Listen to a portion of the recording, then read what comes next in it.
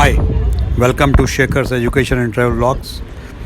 Today we will show you beautiful places in Scotland which are Loch Ness, Urquhart Castle, Glen Coe and Old Man of Storr.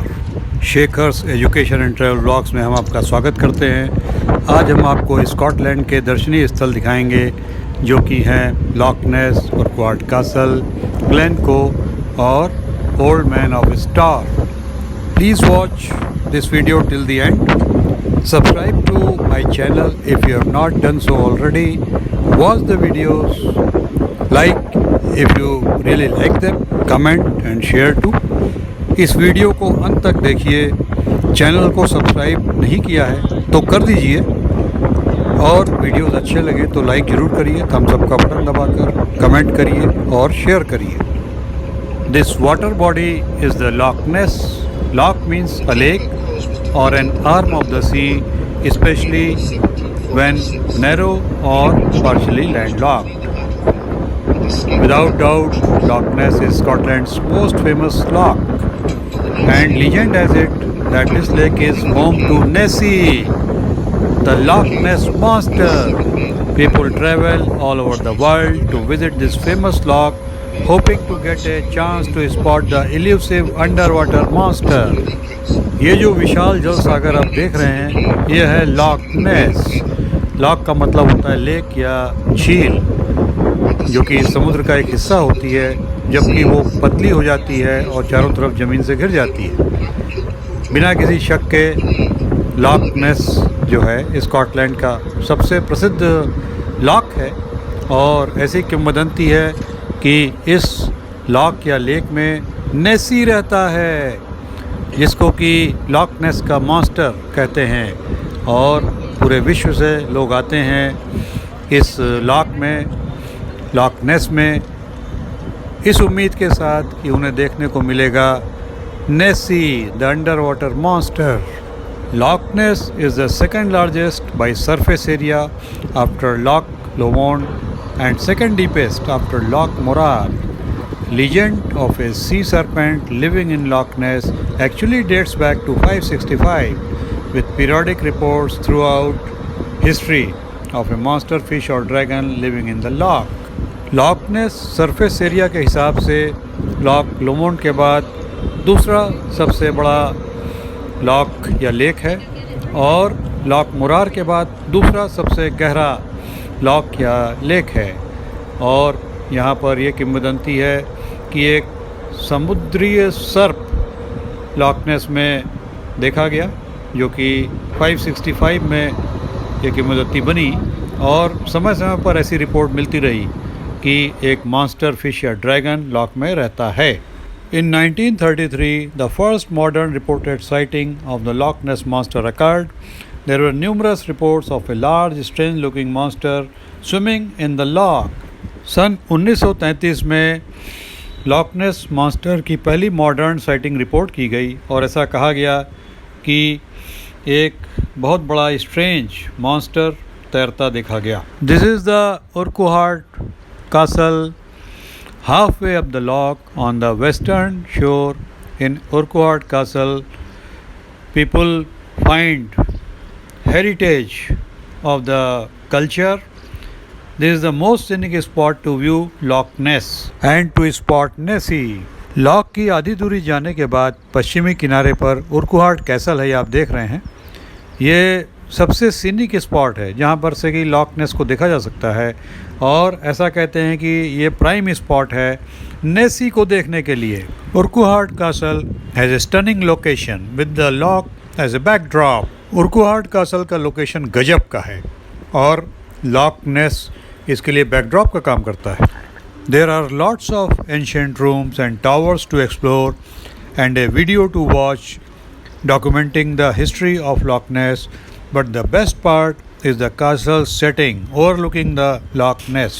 उर्क्वार्ट Castle में बहुत सारे पुराने कमरे और towers हैं explore करने के लिए और एक वीडियो है जिसमें लॉक नेस की हिस्ट्री को दिखाया गया है। लेकिन जो बेस्ट पार्ट उर्क्वार्ट कासल का है वो इसकी सेटिंग है, जो कि लॉक नेस को बैकड्रॉप में रखते हुए है।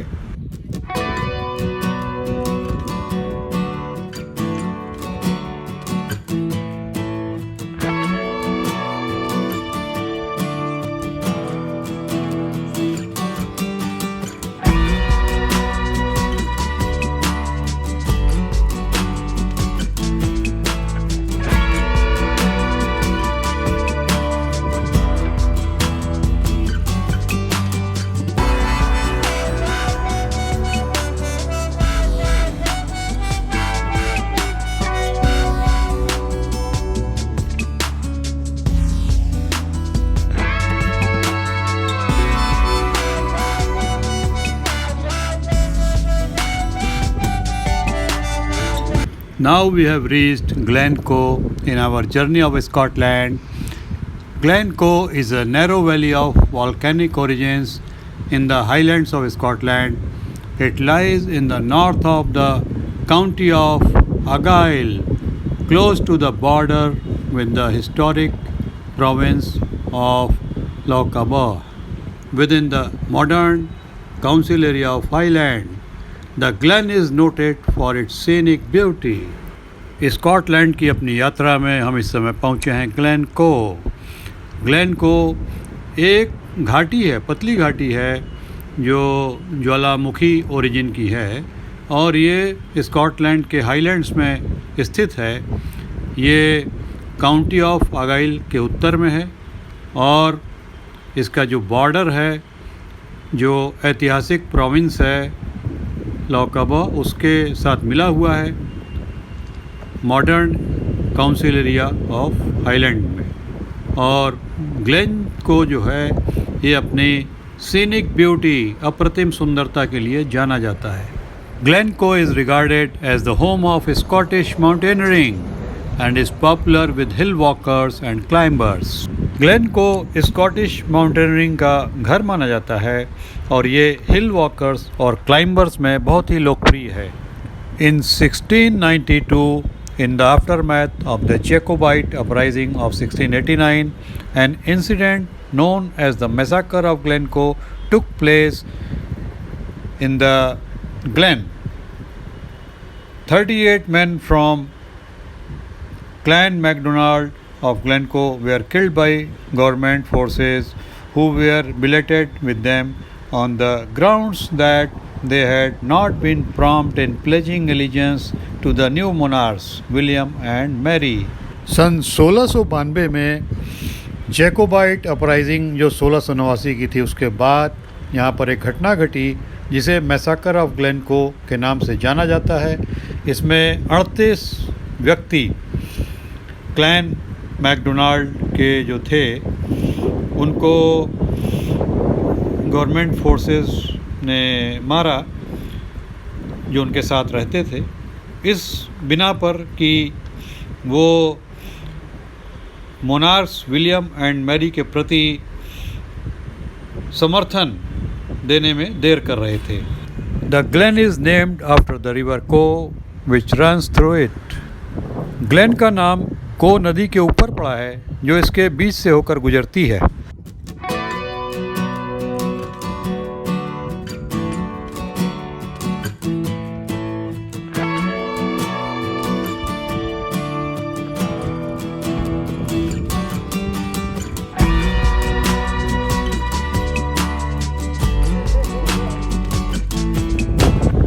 Listen to the strong winds. The sound of strong winds can be heard clearly. We have reached the Old Man of Storr. The Old Man is a large pinnacle of rock that stands high and can be seen for miles around.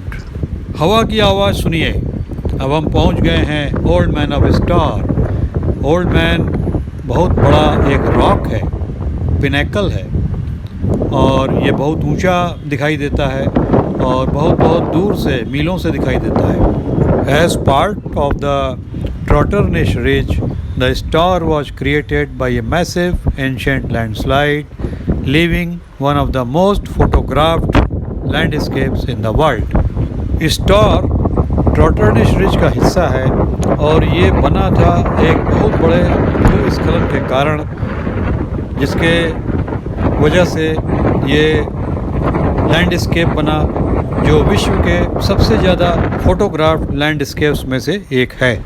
The star walk uses the same path up and down, starting and returning at the same point, the car park. It covers a distance of 3.8 kilometers, with the average time to complete the walk being 1 hour 15 minutes with no stops.